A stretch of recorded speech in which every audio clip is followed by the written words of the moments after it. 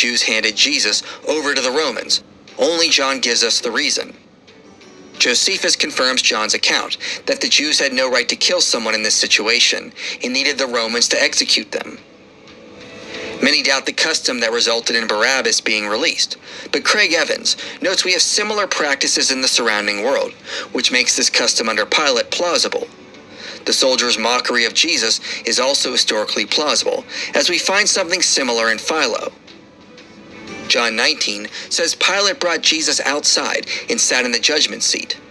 Josephus describes a similar arrangement, and excavations have found a similar structure. Raymond Brown notes Pilate saying, "Behold the man," is probably historical. A later Christian would probably have had Pilate say, "Behold the king."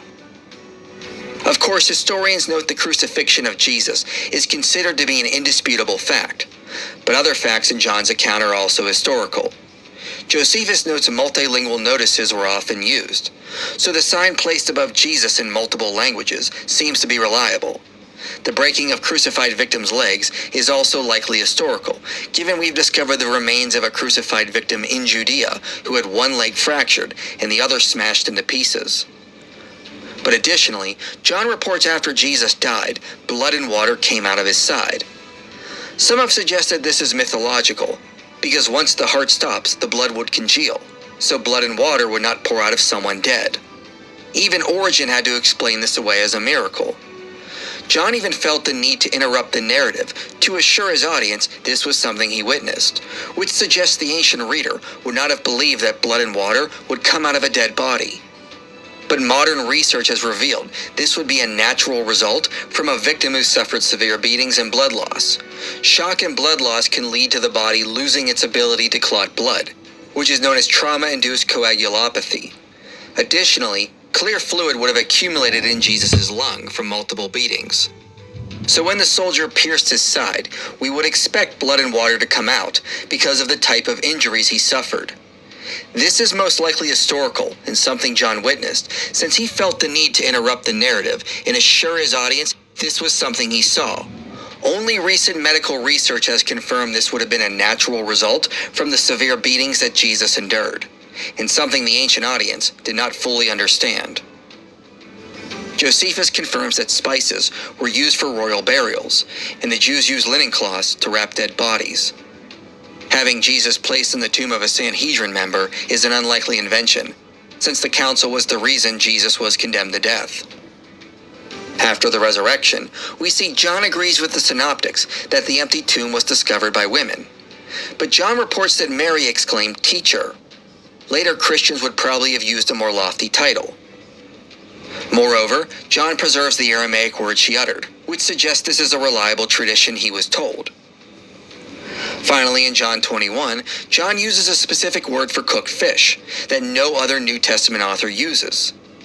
John uses it 5 times throughout his gospel, and John A.T. Robinson noted that this word is a distinctive name for cooked fish in which the trade would have been conducted. This shows familiarity with the fishing business, which is something we would expect given John 21 indicates the author was familiar with this line of work. John also dispels a rumor that he would live until Jesus' return. He confirms Jesus did not say that and adds his own commentary.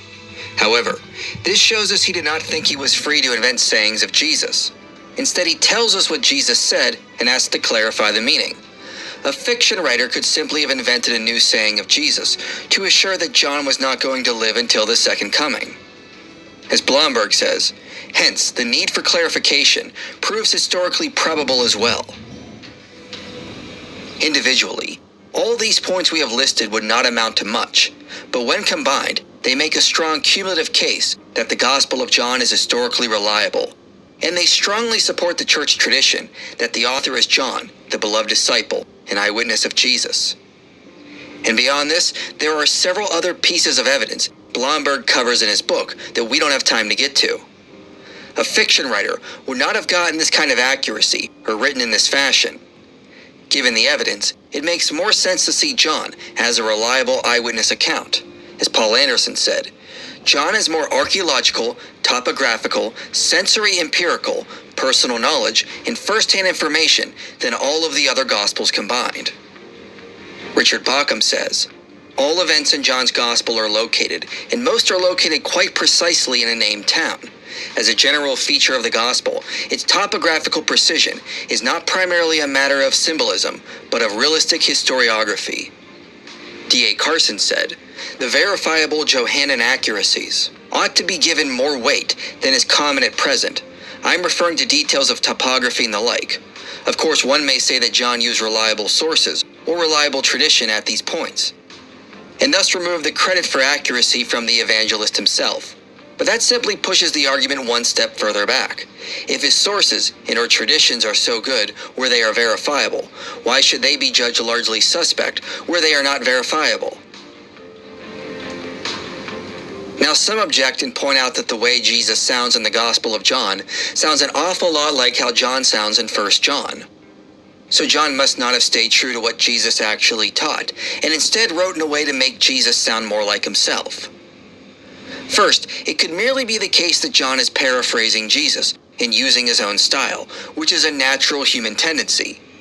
This would not mean John is unreliable, or that John wasn't staying true to what Jesus taught, simply because humans naturally word things in their own style.